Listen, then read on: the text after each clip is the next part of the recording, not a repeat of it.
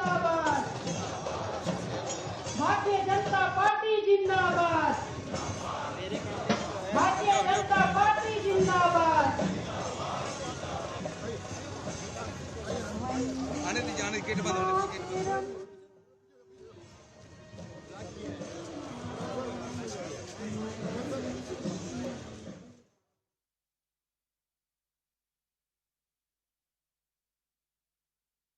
चुके हैं, दीप प्रज्वलन किया गया है।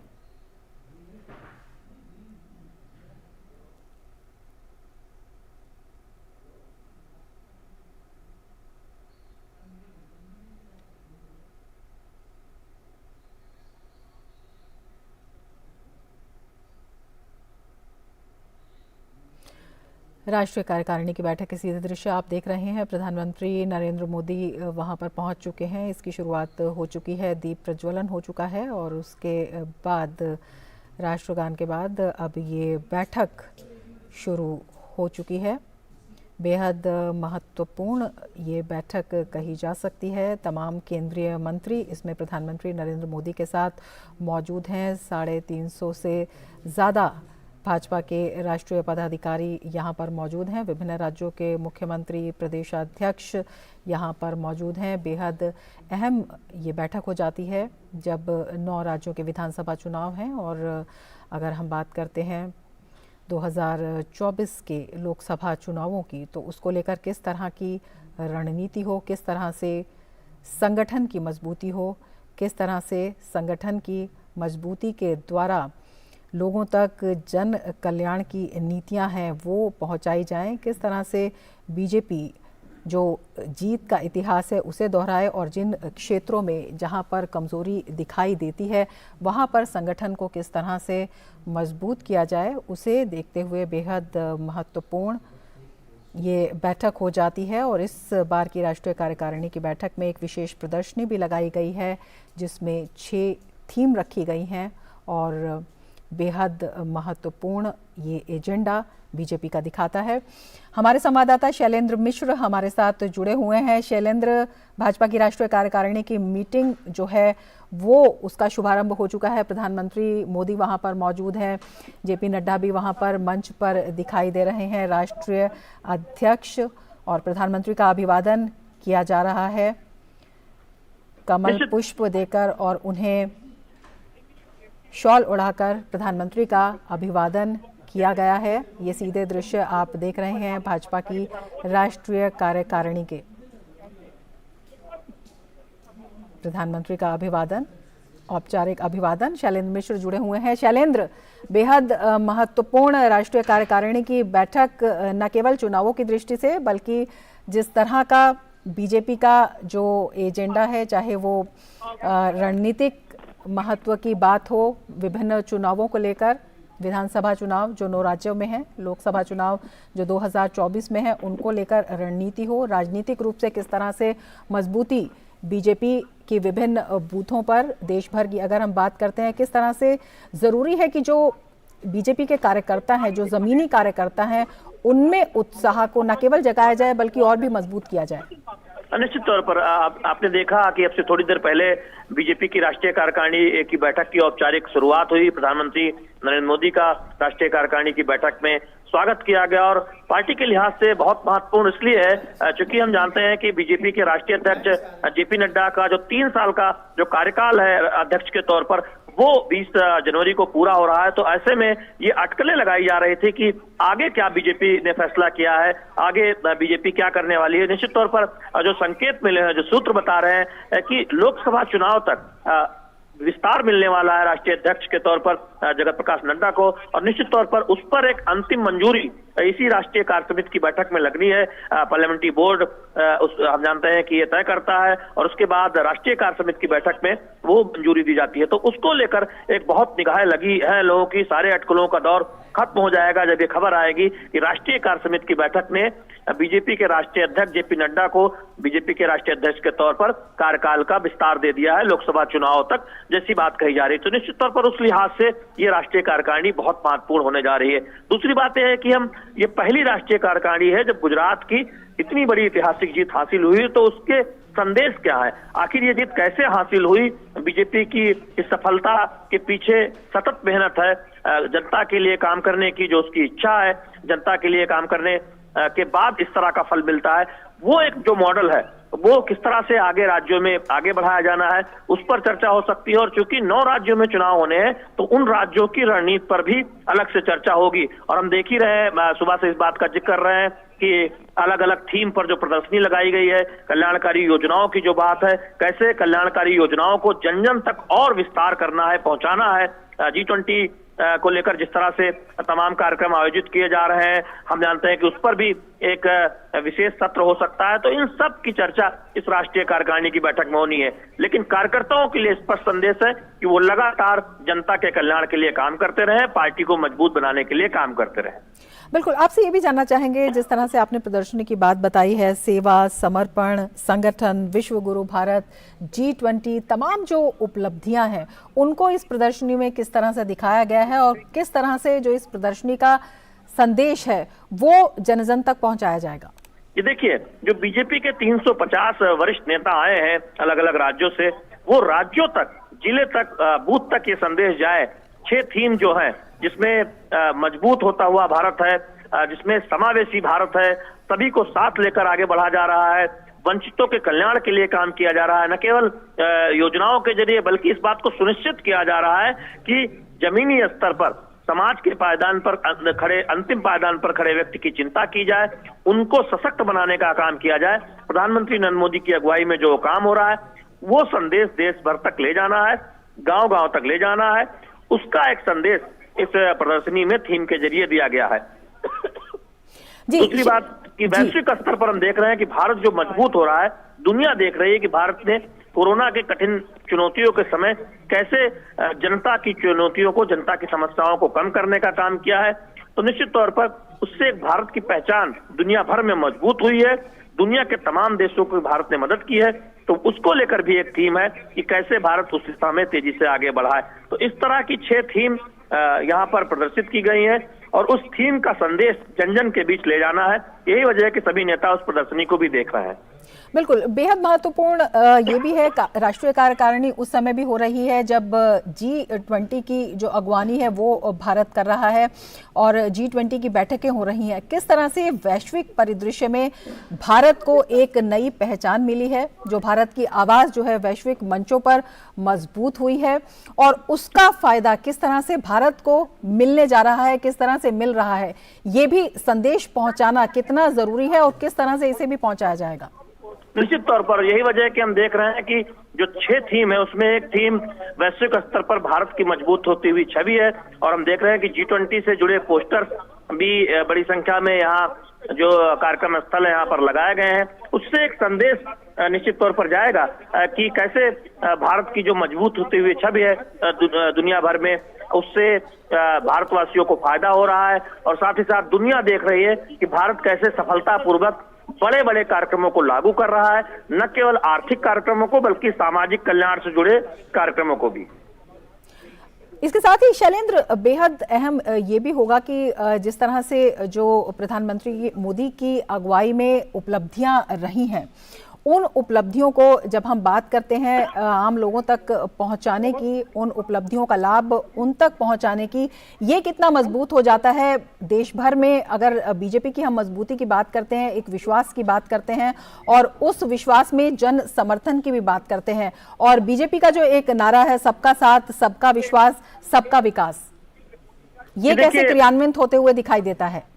देखिए रमा, निश्चित तौर पर एक राजनीतिक दल के तौर पर हम देखते हैं कि बीजेपी अपनी उस जिम्मेदारी को बखूबी समझती है कि प्रधानमंत्री नरेंद्र मोदी की अगुवाई में जो कल्याणकारी काम देश भर में हो रहे हैं उसे कैसे जनता तक पहुंचाया जाए। और हम देखते हैं कि संगठन के जरिए तमाम कार्यक्रमों की रचना की जाती है, सांसदों को जिम्मेदारी दी जाती है, कई ऐसे कार्यक्रमों की रचना होती है जिससे जनता के बीच ज्यादा से ज्यादा संदेश फैलाया जा सके, उन्हें बताया जा सके कि कैसे कल्याणकारी योजनाओं के जरिए देश की जनता की समस्याओं को कम करने का काम तेजी से हो रहा है। बीते 8 वर्षों में हम उसकी एक झलक भी देखते हैं। तो निश्चित तौर पर वो हम होता हुआ देख रहे हैं और बीजेपी संगठन के तौर पर उन काम को आगे बढ़ाते हुए दिख रही है। तो ये एक वजह है जब हम देखेंगे कि इसीलिए इस थीम को रखा गया है, 6 थीम जो यहाँ प्रदर्शनी लगाई गई है कि कैसे संगठन अपनी जिम्मेदारी को और मजबूती से आगे बढ़ाए, बखूबी जो संगठन अपनी जिम्मेदारी समझ रहा है उसको जनता के बीच कैसे ले जाए, इससे जनता का भरोसा जिस तरह से गुजरात में लगातार 27 वर्षों से हासिल होता रहा है, उसी तरह विभिन्न राज्यों में चुनाव दर चुनाव बीजेपी पर जनता का भरोसा हासिल होता रहे। तो निश्चित तौर पर उस दिशा में हम बीजेपी को आगे बढ़ता हुआ देखते हैं। बिल्कुल, अगर बीजेपी की स्थिति की बात करते हैं तो 11 राज्य हैं जिनमें बीजेपी की सरकार है और 4 राज्य ऐसे हैं जिसमें गठबंधन की सरकार है। और अभी हाल ही के गुजरात के चुनावों की बार बार जिक्र होता है क्योंकि प्रचंड जीत बीजेपी ने हासिल की है, अभूतपूर्व और ऐतिहासिक उसे कहा जा सकता है। इस जीत को आगामी जो चुनाव हैं उनमें दोहराना, इसके लिए किस तरह की एक रणनीति बनाई जाएगी, संगठनात्मक रूप से किस तरह के निर्णय लिए जा सकते हैं और किस तरह की जो चुनौतियां हैं वो भी बीजेपी के सामने दिखाई देती हैं? ये देखिए, बीजेपी इस बात को बेहतर तरीके से समझती है कि जिन राज्यों में बीजेपी के पास सत्ता नहीं है, जिन राज्यों में विरोधी दलों की सरकारें हैं, वहां कैसे जनता से जो जुड़ाव है वो मजबूत किया जाए, कैसे राज्य सरकार की विफलताओं को सामने रखा जाए, कैसे इस बात को बताने की कोशिश की जाए कि डबल इंजन सरकार के जो फायदे हैं वो उन राज्यों में उतने नहीं मिल रहे हैं, क्योंकि वहां पर विरोधी दलों की सरकारें हैं जो उतनी बेहतर तरीके से कल्याणकारी योजनाओं को लागू नहीं कर पा रही हैं। जो केंद्र सरकार की कल्याणकारी योजनाएं बीजेपी शासित राज्यों में लागू हो रही है। हम देख रहे हैं कि चाहे राजस्थान हो या छत्तीसगढ़ हो या तेलंगाना हो, बीजेपी जोर शोर से तमाम कार्यक्रमों के जरिए उन मुद्दों को उठाती हुई दिखाई भी दे रही है। तो निश्चित तौर पर वो एक अलग अलग राज्यों में अलग अलग कार्यक्रमों के जरिए हम देख रहे हैं कि बीजेपी अपने उस काम को, उस जिम्मेदारी को आगे बढ़ाते हुए दिख रही है। शैलेंद्र, ये भी आपसे जानना चाहेंगे कि बीजेपी की सफलता की एक महत्वपूर्ण बात जो आती है वो ये भी आती है कि जो बूथ स्तर पर मजबूती है, ज़मीनी कार्यकर्ता हैं उनकी मजबूती है और उनका साथ, उनके हाथ के साथ जो विश्वास है उसको मजबूत करना वो बेहद महत्वपूर्ण हो जाता है। अगर हम इस साल के ही विधानसभा चुनावों की अगर बात करें, जो राज्य हैं कर्नाटक है, मध्य प्रदेश है, त्रिपुरा है, बीजेपी की उनमें सरकार है, नागालैंड, मेघालय और मिजोरम की अगर हम बात करते हैं तो क्षेत्रीय दल हैं लेकिन बीजेपी सहयोगी दल के रूप में है, राजस्थान और छत्तीसगढ़ में कांग्रेस की सरकार है, तेलंगाना में केसीआर की पार्टी की सरकार है। तो किस तरह से ये जो 9 राज्य हैं, ये इनके जो चुनाव है, विधानसभा चुनाव है, ये बेहद महत्वपूर्ण है। इन्हें लेकर किस तरह से निर्णय लिए जा सकते हैं, किस तरह से बदलाव किए जा सकते हैं, क्या कुछ रूपरेखा बनाई जा सकती है? देखिए, पहली रूपरेखा ये है कि विस्तारकों की नियुक्ति की जाए जो स्थानीय संगठन के साथ मिलकर काम करें, फीडबैक देने का काम करें राज्य स्तर पर और केंद्र स्तर पर विभिन्न राज्यों को लेकर, और वो उस काम को आगे बढ़ाने की तरफ बढ़ा जा रहा है। दूसरी बात यह है कि राज्य दर राज्य क्या नीति हो सकती है, उस पर आगे बढ़ने का काम भी हो रहा है कि कैसे राज्य में राज्य सरकार की जो विफलताएं हैं उनको जनता के सामने रखा जाए। तो निश्चित तौर पर उस पर हम देखते हैं कि अलग अलग राज्यों में काम हो रहा है, चाहे वो राजस्थान हो या तेलंगाना हो या छत्तीसगढ़ हो, वहां पर कार्यक्रमों के जरिए, यात्राओं के जरिए या फिर अलग अलग जो संगठन के कार्यक्रम है उसके जरिए बीजेपी राज्य सरकार की विफलताओं को सामने रख रही है। बीजेपी इस बात को बखूबी समझती है कि इन राज्यों में पार्टी का और मजबूत होना जरूरी है। जो सीटें 2019 में बीजेपी लोकसभा में जीत नहीं पाई थी, उन सीटों पर जीत जरूरी है। यही वजह है कि ऐसी 116 लोकसभा सीटों की पहचान की गई है, जहां 150 से ज्यादा सीटें जहां पर बीजेपी को जीत हासिल नहीं हो पाई थी 2019 के चुनाव में। तो निश्चित तौर पर उन सीटों पर बहुत जोर है, जिससे कि उन सीटों पर बीजेपी की सफलता की दर 2019 के मुकाबले बेहतर हो। तो निश्चित तौर पर हम होता हुआ देख रहे हैं पार्टी संगठन के स्तर पर भी। बिल्कुल। और तमाम अगर हम देखें जो चुनावी सफ़र बीजेपी का रहा है, जो उपलब्धियों भरा सफ़र भी बीजेपी का रहा है, उसमें देखे हैं कि तमाम कड़े निर्णय भी कई बार जो है पार्टी ने लिए हैं और उसके साथ ही कई नए निर्णय भी लिए गए हैं तमाम चीज़ों को देखते हुए। क्या इस बार इस राष्ट्रीय कार्यकारिणी की बैठक के बाद इस तरह के निर्णयों की भी कुछ रूपरेखा निकलती हुई दिखाई देती है शैलेंद्र? निश्चित तौर पर समय समय पर प्रेस कॉन्फ्रेंस के जरिए जो निर्णय लिए जाते हैं राष्ट्रीय कार्यकारिणी में अलग अलग सत्र में, उसकी जानकारी दी जाती है। खासतौर पर जो राजनीतिक प्रस्ताव पारित किया जाता है उसमें किस बिंदु पर फोकस किया गया है, जो आर्थिक प्रस्ताव पारित किया जाता है उसमें किन बातों का जिक्र किया गया है, उस पर बाकायदा प्रेस ब्रीफिंग के माध्यम से जानकारी दी जाती है कि किस बिंदु पर क्या अहम चर्चा हुई है, किन किन मुद्दों पर बात हुई है, संगठन से विषय से जुड़े जो मुद्दे उस पर बात हुई है, क्या फैसला हुआ है, उसकी औपचारिक जानकारी दी जाती है। तो निश्चित तौर पर यही वजह है कि देश भर के बीजेपी कार्यकर्ताओं को इंतजार रहता है कि राष्ट्रीय कार्यकारिणी की बैठक से क्या दिशा तय होने वाली है, आगे के संगठन के कार्यक्रम के, आगे की जो तमाम कार्यक्रम देश भर में बीजेपी के होने हैं, उसकी चुनाव वाले राज्यों में किस तरह से आगे बढ़ा जाना है, उस पर निश्चित तौर पर इस राष्ट्रीय कार्यकारिणी की बैठक से संदेश निकलने वाला है। रमा, और बेहद महत्वपूर्ण ये भी है जो पार्टी के कार्यकर्ता हैं या जो संगठनात्मक ढांचा है उसमें अनुशासन है वो बेहद ज़रूरी है। उस अनुशासन के लिए बीजेपी जाने भी जाती है। और जब प्रधानमंत्री की उपस्थिति की बात करते हैं तो प्रधानमंत्री का जो जादुई व्यक्तित्व है उससे ये सब जो अनुशासन की चाहे हम बात करें, चाहे सबके साथ मिलने की बात करें, वो अपने आप ही पुष्ट होती हुई दिखाई देती हैं। तो इस समय राष्ट्रीय कार्यकारिणी में जब प्रधानमंत्री को लोग सुनेंगे, प्रधानमंत्री के नेतृत्व में ये बातचीत होगी और विभिन्न निर्णय लिए जाएंगे, तो इसकी भी एक बानगी दिखाई देगी। शैलेंद्र, देखिए, बीजेपी के किसी भी कार्यक्रम में आप देखें, एक बेहद अनुशासित पार्टी के तौर पर जो संगठन का कार्यक्रम होता है वो तमाम राजनीतिक दलों के लिए एक संकेत होता है कि बीजेपी अपने कार्यक्रमों के कितनी बेहतर तरीके से व्यूह रचना करती है, और संगठन में जो प्रशिक्षण दिया जाता है उससे कार्यकर्ता अनुशासित सिपाही के तौर पर अपने नेताओं की बात सुनते हैं और उसे जनता के बीच ले जाते हैं, उस संदेश को जनता के बीच ले जाते हैं, घर घर तक पहुंचाते हैं। वो अनुशासन न केवल बैठकों में बल्कि बैठकों से निकले संदेश को जन जन तक ले जाने में भी दिखाई देता है। और यही वजह है कि ये कहा जाता है कि संगठन की सक्रियता के मामले में ही नहीं बल्कि पार्टी के विचारों को जनता तक पहुंचाने के मामले में भी बीजेपी दुनिया की सबसे अनुशासित पार्टी है। सबसे कर्मठ कार्यकर्ता बीजेपी के पास है, जो दुनिया की सदस्य संख्या के लिहाज से सबसे बड़ी पार्टी है। न केवल सबसे बड़ी पार्टी है बल्कि कार्यकर्ताओं की एक बड़ी फौज है जो अपने नेताओं के निर्देशों का अक्षरशः पालन करती है। विचारों के आधार पर जो कल्याणकारी योजना है उन्हें किस तरह से जनता तक पहुंचाना है, कैसे जनता में जागरूकता उस बारे में फैलाना है, कैसे जो दिशा निर्देश है उसका पालन जमीनी स्तर पर किया जाना है। बिल्कुल शैलेंद्र, और इसी के तहत अगर हम अगली बात करते हैं तो प्रधानमंत्री के नेतृत्व में, प्रधानमंत्री के विजन में एक नई बात भी दिखाई दी कि प्रधानमंत्री ने जब सबका साथ, सबका विकास, सबके विश्वास की बात की और सबके समान अवसर की भी बात कही, चाहे वो राजनीतिक क्षेत्र हो चाहे वो रणनीतिक क्षेत्र हो। तो क्या ये जो भावना है, क्या ये भाव है, ये आगे भी दिखाई दे सकता है? कुछ जो नए चेहरे हैं, महिलाएं हैं, युवा हैं, उन्हें नई भूमिकाओं में देखा जा सकता है?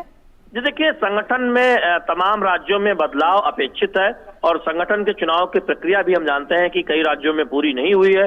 निश्चित तौर पर जब इस बात का फैसला हो जाएगा कि बीजेपी के राष्ट्रीय अध्यक्ष जेपी नड्डा को लोकसभा चुनाव तक विस्तार दिया जा रहा है, उसके बाद हम देखेंगे कि कई राज्यों में संगठनों में भी काफी बदलाव होगा, संगठन के स्तर पर बदलाव हो सकते हैं। और हम देख रहे हैं कि जैसे जैसे कई राज्यों में संगठन में बदलाव होते हैं, ज्यादा से ज्यादा युवा और नए चेहरे को मौका मिलता है अलग अलग पदों पर। तो निश्चित तौर पर बीजेपी में उसकी एक प्रक्रिया है। हम चुनावी राजनीति में भी देखते हैं कि टिकट वितरण के मामले में चुनाव दर चुनाव बीजेपी ज्यादा से ज्यादा युवाओं को मौका दे रही है।